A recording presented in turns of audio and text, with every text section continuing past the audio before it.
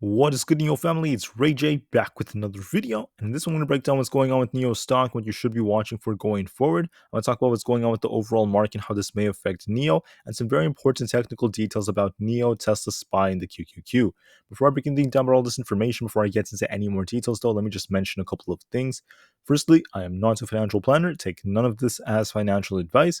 And don't forget about the Moomoo link. The offer ends very soon. Deposit $100 new guaranteed 5 free stocks with a $100 cash reward. The offer ends in just 4 days. Check it out before they run out. With that out of the way, let's get on with the video. NIO is down 0.36% for the day as of right now, closing at $8.40. Another red day for NIO. NIO is still looking quite weak. It's not extremely strong and it's continuing to just drop.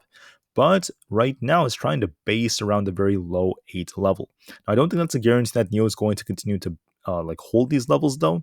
I do believe resistance is getting stronger the more it drops, but I could still see this thing dropping more looking at the current technicals because it hasn't really confirmed a bounce. And that's very different from it trying to base. A base is very different from a bounce. And I'm going to break this down in more details a little bit later. Now, even if NIO does continue to downtrend for the remainder of the week, that's completely fine because first off, I think that there's a possibility that NIO could try to bounce with Tesla at the end of the week, but I'm not really counting on it to be too big. However, I also believe that after deliveries comes out, I believe it's coming out on Sunday for NIO, Saturday or Sunday.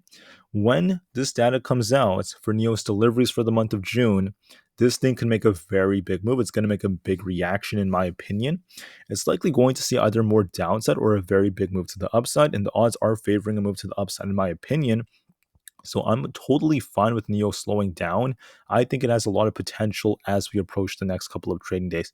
But anyways, let's talk about the data first and then the markets before I break down more news about NIO. Tomorrow, we have more data coming out. We have the durable goods orders coming out, some very important information about transports, exports, and etc.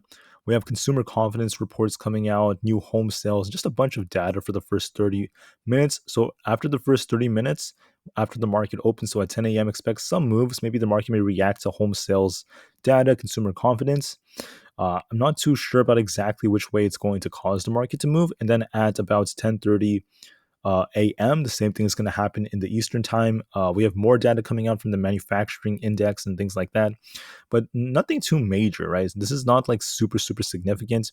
We could just see some reactions from the market, but I don't expect it to be too massive.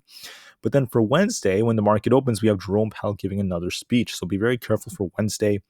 But we have him speaking again for Thursday morning, and then Friday has PCE. But I'm not going to talk too much about the later days of the week. Just expect some volatility during the first 30 minutes of the trading day and then the first hour of the day as well.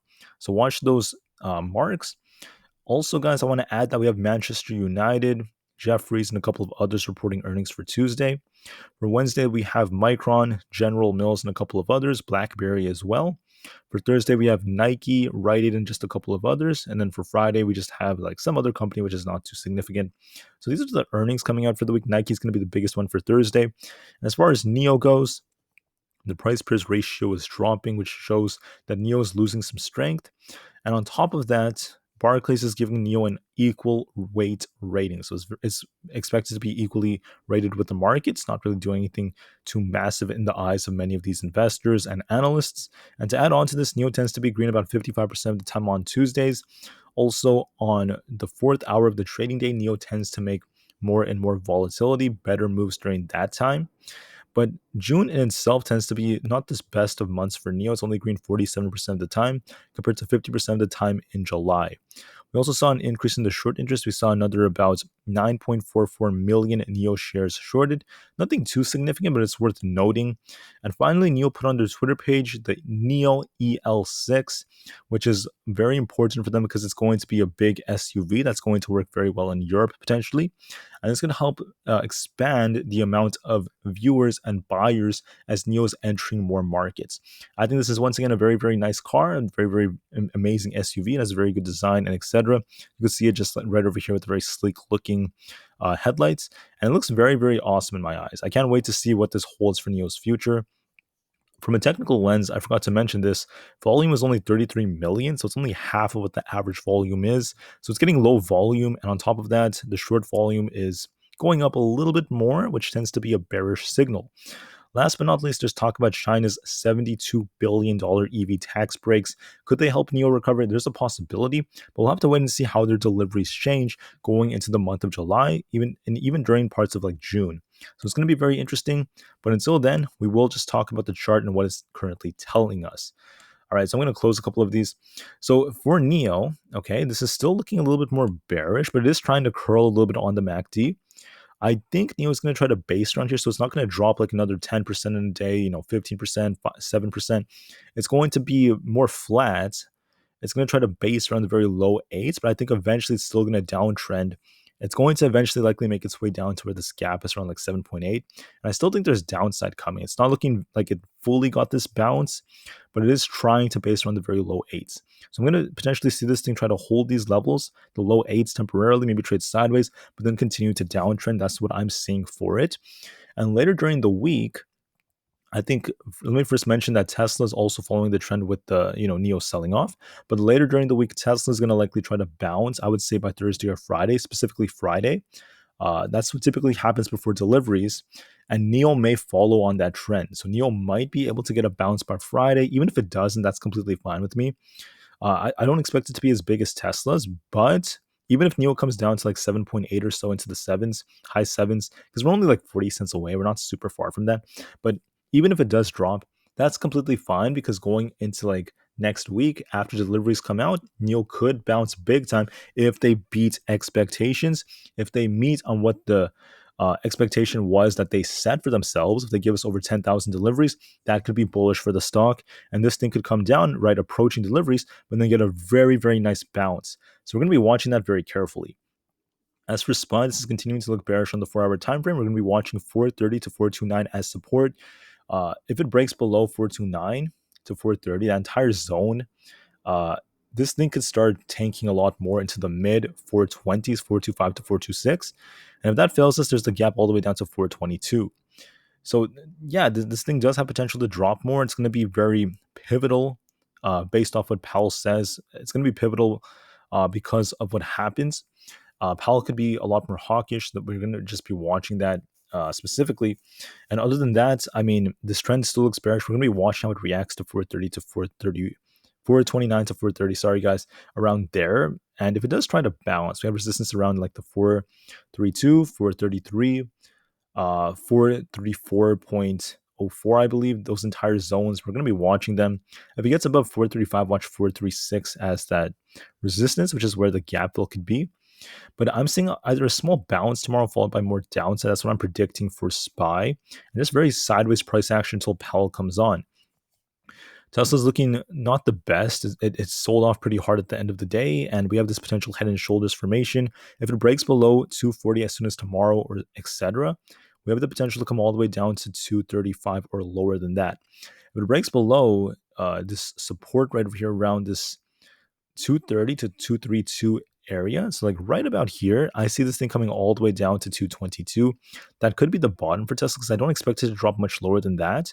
And even if it does drop that low, I'm completely fine with it because I think it's going to get a nice bounce after or as we approach deliveries. I think by the end of the week, it's going to try to bounce very nicely, and then it's going to react to deliveries. I'm not too sure how they're going to look, but I am optimistic Tesla's going to do well.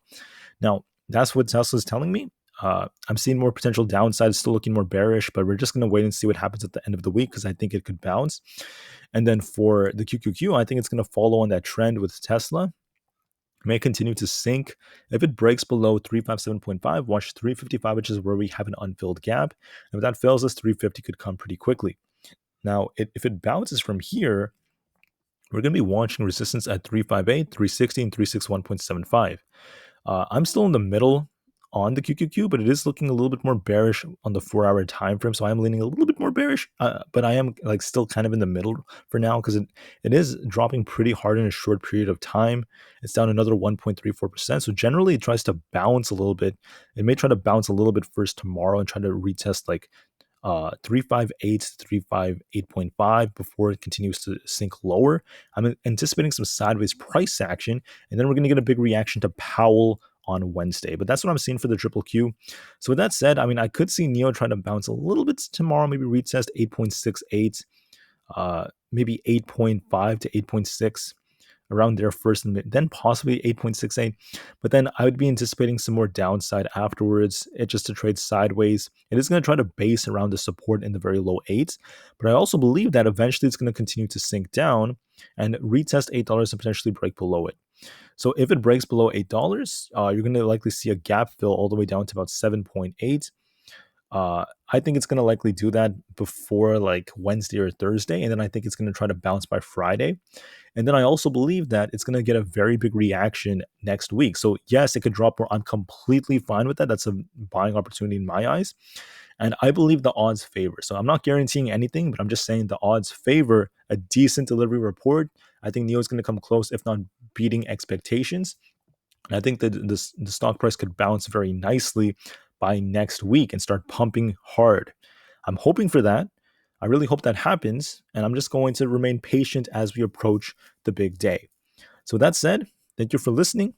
The market is very volatile. It switches directions pretty quickly, which is why, there was a point where I was very bullish on This thing was pumping as a result. As we formed this right shoulder, I started shifting a little bit more, and then I turned more bearish as this thing was dropping, and that's what's continued to have been doing. And I'm still remaining a little bit more bearish. I think it could try to bounce a little bit tomorrow, but overall, I still see more downside. But then I could turn more bullish once we get some very, very good deliveries numbers. And like I said, the market's very quick. It shifts very fast, and you just have to watch these things very carefully. Anyways, thank you for listening. Have a great day, everyone. NIO to the moon, as the long term is very bright, and peace out.